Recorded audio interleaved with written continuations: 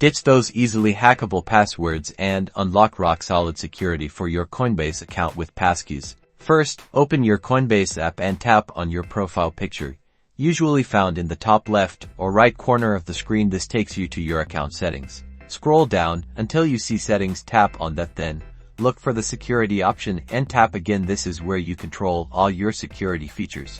You'll see Passkey listed as an option. Tap on Passkey to begin the setup process. It will probably say something like create a Passkey.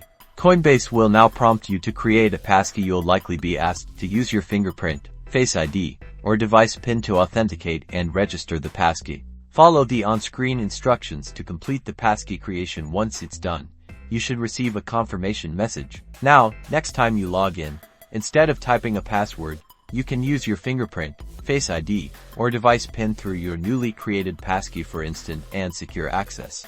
Back in the security settings, you can now manage your Passkeys. You can review, rename, or remove Passkeys associated with your account. If you have more than one device, you may want to add a Passkey to each device for easier access. Congratulations!